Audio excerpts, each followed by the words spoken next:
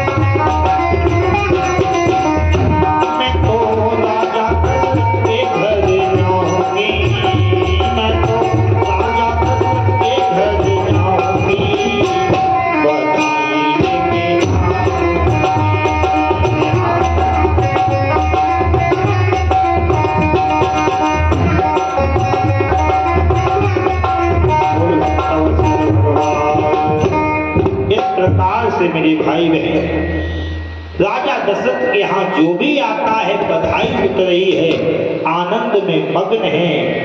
एक माह की रात्रि, एक माह का दिवस वहां हुआ है, एक महादिवस था मदम न जाने को। एक महीने का दिन हुआ, किसी ने जान ही नहीं पाया। सूर्य वंश में सूर्य महाराज प्रभु राघवेंद्र के दर्शन के लिए एक महीना तक रुके ही रहे, रात्रि नहीं आई। ऐसा आनंद था मेरे भाई बहन।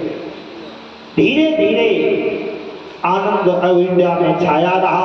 प्रभु बड़े हुए हैं, थोड़े नामकरण हुआ 10वें दिन भगवान का। वशिष्ठ जी ने आकर के राघवेंद्र का नाम, जो कौशल्या की गोद में पुत्र था उसका राम रखा है। केकई के पुत्र का नाम भरत रखा गया। उसके बाद में सुमित्रा के दोनों पुत्रों का नाम भरत और शत्रुघ्न रखा गया है। ठीक है, कथा तो बहुत विस्तार से है, वह भागवत में सूक्ष्म से कथा है, तो हम लोग बस पूरे चरित्र को श्रवण करते हुए चले। इससे आगे की कथा भी गुरुदेव भगवान का आगमन होगा, मंचासीन होंगे, उनके मुखारविंद से सभी लोग भगवान की कथा को श्रवण करेंगे। तो सुनिए, श्रवण कर लीजिए। इस प्रकार से नामकरण प्रभु का हुआ है।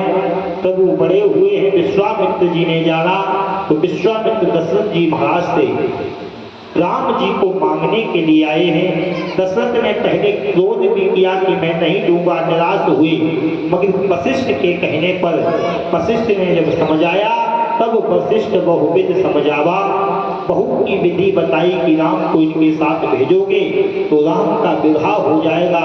समझाया तो देखिए, तब दादा दशरथ ने विदा किया है। राम और लक्ष्मण को विश्वामित्र जी ले गए हैं। जैसे ही लेकर के रास्ते में जा रहे थे, आश्रम के निकट पहुंचने वाले थे, उसी समय तारिका का आगमन हुआ है। एक ही बाण में प्रभु ने तारिका का उद्धार कर दिया है।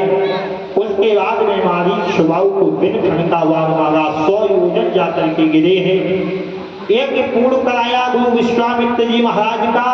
जनक के यहाँ से पुत्रता आई है। जनकपुरी में जाकर के राघवेंद्र ने धनुष का खंडन कर दिया और जानकी ने जैसे ही जयमाला डाली है, और आज यहाँ पर राम और जानकी का विवाह हुआ है। दशरथ बारात लेकर के आए, कथा सुने हैं सभी लोगों ने। दशरथ जी महाराज बारात लेकर के आए हैं। विधि विधान से, संकोचार की विधि से भगवान का विवाह हुआ। चारों भाई का विवाह संस्कार यहाँ पर हुआ है। आज जनक जी ने विदा किया है। पुनः राघवेंद्र सरकार जानकी को लेकर के अवध में आए, और जब से अवध में आए हैं आनंद ही आनंद हो रहा है। इधर देखिए घटना घटी, जहाँ खुशी होती है ना, जहाँ सुख ज्यादा होता है तो फिर दुख का भी आगमन होता है। दशरथ जी के मन में विचार आया, एक बार दर्पण देखा, कान के पास बाल सफेद हो गए हैं। तो दशरथ जी ने कहा कि चौथापन का आगमन हो गया है, राम को युवराज पद दे दिया जाए।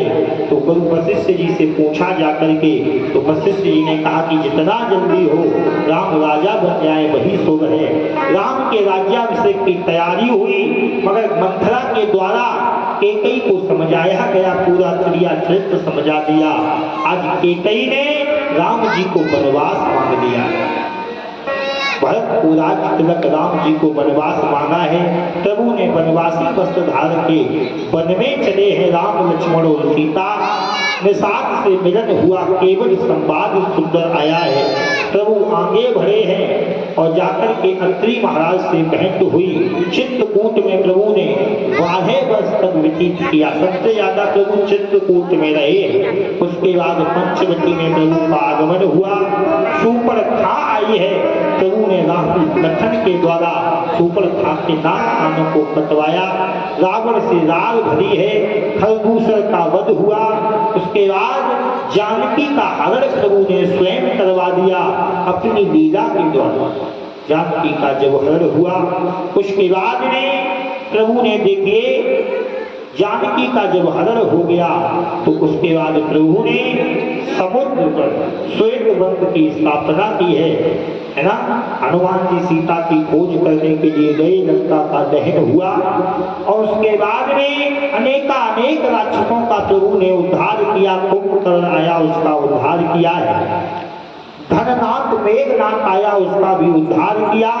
सारे राक्षस जब रावण के वंश का विनाश हो गया तब रावण स्वयं आया है, और अन्याय रूपी रावण का प्रभु ने मार करके करके उसका कल्याण कर दिया और प्रभु के धाम में रावण गया है। बोल भक्तवत्सल भगवान की।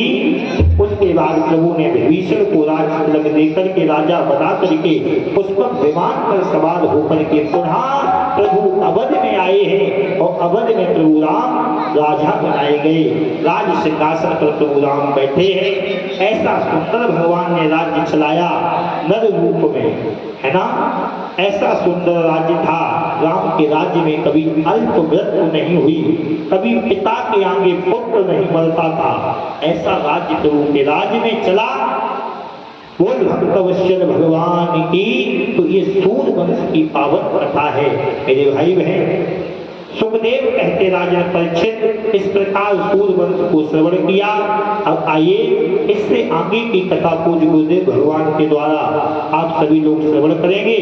एक बार बड़े भाव के साथ में भगवान का राघवेंद्र सरकार का नाम कि हरि राम राम राम सीता राम राम राम हरि राम राम